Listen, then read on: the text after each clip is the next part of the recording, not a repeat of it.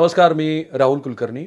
आपण इस्रायलमध्ये आहोत, तेल अवीवमध्ये आहोत आणि आत्ताचा जो व्हिडिओ आहे तो या विषयातले जे तज्ज्ञ आहेत त्यांच्यासाठी नाही, परंतु जे सर्वसामान्य प्रेक्षक आहेत त्यांच्यासाठी. कारण भारतीय माध्यमाचे जेवढे म्हणून प्रतिनिधी इथं आलेत माझ्यासहित, ती सगळी मंडळी एकतर ज्याला आपण बुलेट प्रूफ जॅकेट म्हणतो किंवा वेस्ट कवर जॅकेट म्हणतो ते घालून दिसतात किंवा डोक्यावरती हेल्मेट आहे.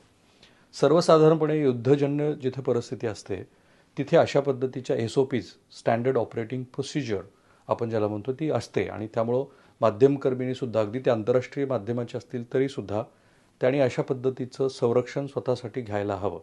आणि म्हणून आमचंसुद्धा इथं येणं एक दिवसांनी टळलं. कारण आता हे जे आमचे बुलेट प्रूफ जॅकेट आहेत आणि हे जे हेल्मेट आहे ते होतं श्रीनगरमध्ये, त्याला यायला एक दिवसाचा वेळ लागला. आणि म्हणून आमची इस्रायलचा जो प्रवास आहे तोही एक दिवसांनी पुढे गेला.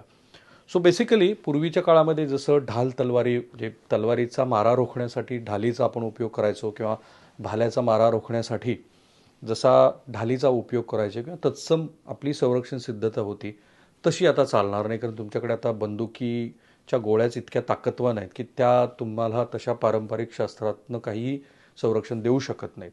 अशा वेळेला एक कमीत कमी तुमच्याकडे संरक्षण सिद्धता हवी अशा पद्धतीचं हे जॅकेट डिझाईन केलं गेलेलं आहे, ज्याला हार्ड मटेरियल आणि सॉफ्ट मटेरियल आपण म्हणतो. म्हणजे खूप सारं पारंपरिक मटेरियल वापरून जर त्याचा उपयोग केला तरीही ते तशा पद्धतीनं वापरता येऊ शकतं, परंतु ते घालून तुम्ही नाही जाऊ शकणार. म्हणून मग याची एक विशिष्ट अशी रचना केली गेलेली आहे. याला तुम्हाला कसं घालायचं आहे, याच्यातनं तुम्हाला संरक्षण सिद्धता कशी मिळते, याचीही सगळे तपशीलवार माहिती तुम्ही जर गुगल केली तरीही तुम्हाला मिळेल.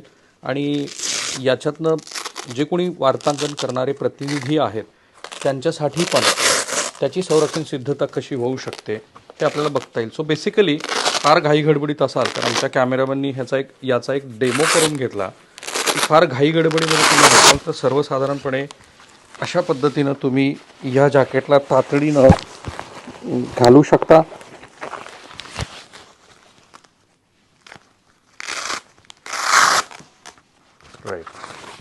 आणि मग तुमचा जो काही प्रवास आहे तातडीनं तुमच्या कुठल्याही न्यूज कव्हरेजसाठी सुरू होईल.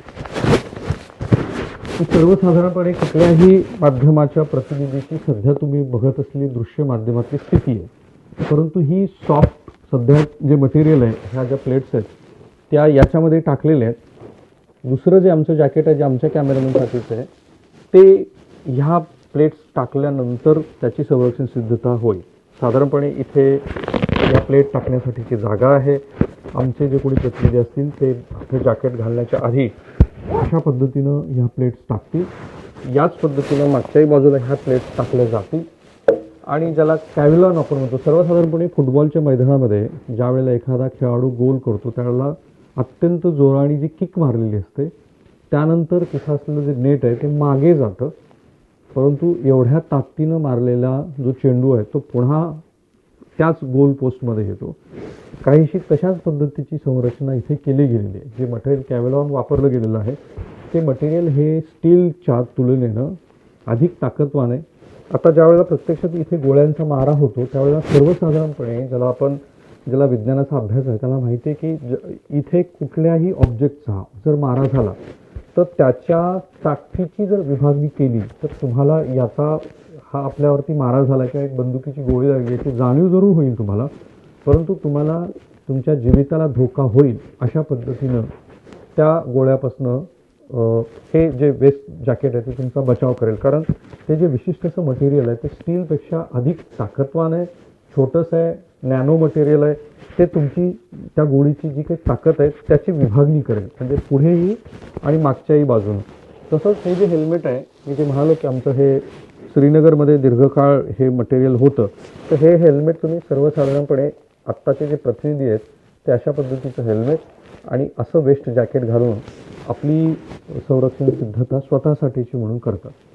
आता हे जरी खरं असलं तरी अत्याधुनिक पद्धती, कारण आता हमासमधनं ज्या शस्त्रांचा वापर केला जातो आहे आणि ज्याला इस्रायलकडनंही तेवढ्याच अत्याधुनिक अशा 2 सिस्टीमचा वापर करून ते अवकाशातच फोडले जातात, त्याच्या तुलनेनं ही तुमची संरक्षण सिद्धता ही माझ्या मते ग्राउंडवरती जे काही बॅटल सुरू होईल त्यावेळेला अधिक महत्त्वाची ठरेल. एरवी अवकाशातनं जे काही येऊन पडेल ते इतकं ताकदवान असणार आहे की त्याच्या पुढे या गोष्टींचा निभाव लावणं अवघड आहे. पण याही स्थितीमध्ये एक किमान SOP जी असते वार्तांकनाची ती पाळण्याच्या दृष्टीनं ह्या गोष्टी तुम्हाला घ्याव्या लागतात आणि त्या असाव्या लागतात. तर हे जे संरक्षण सिद्धतेचं कुठल्याही माध्यम प्रतिनिधीसाठीचं हेल्मेट आणि ह्या ज्या प्लेट्स आहेत, कारण जेव्हा केव्हा इथे एखाद्या गोळीचा मारा होईल त्यावेळेला ह्या मटेरियलमधनं त्या बंदुकीच्या गोळीची जी ताकद आहे त्याची सगळीकडे विभागणी होईल आणि गोळी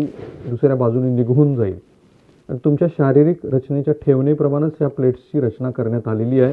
जे मी पुन्हा एकदा सांगतो की इथे एक ती प्लेट बसेल, मागच्या बाजूला एक प्लेट बसेल, म्हणजे तुमच्या शरीराचा जो महत्त्वाचा अवयव आहे किंवा अवयव आहेत त्या सगळ्या अवयवांची मुख्यत्वे संरक्षण सिद्धता व्हावी अशा पद्धतीनं हे वेस्ट जॅकेट करण्यात आलं. याशिवायच्या पण जर तुम्ही हे प्लेट्स काढल्या बाजूला तर याचं वजन बऱ्यापैकी कमी होतं. सर्वसाधारणपणे हे 15 किलोचं जॅकेट आहे विथ हेल्मेट्स. एक 20 किलोपर्यंत तुम्ही हे तुमच्या अंगावरती घालून रिपोर्टिंग करत असता.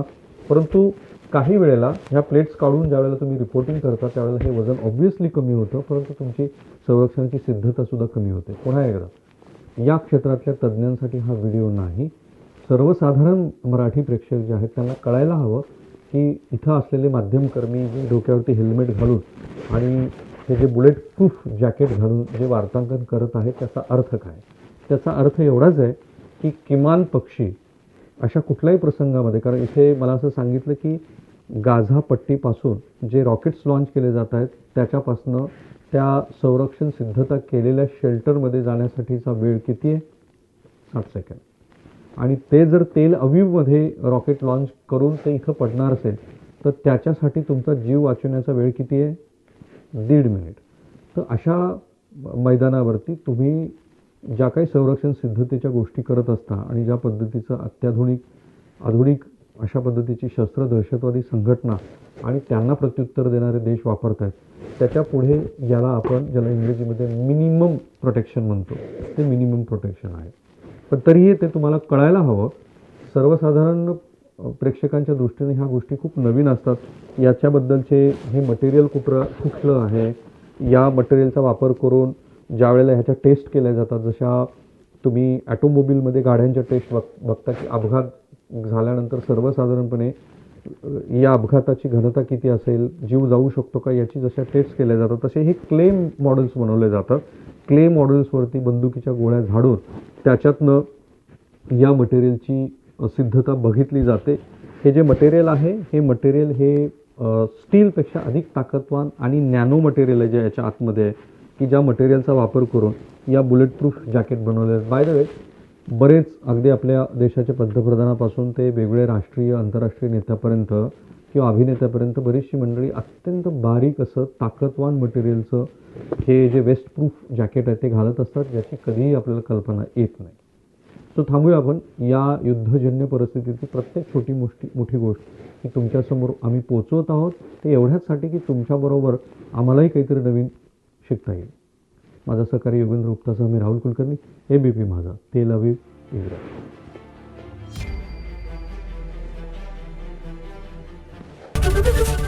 ABP माझा, उघडा डोळे बघा नीट.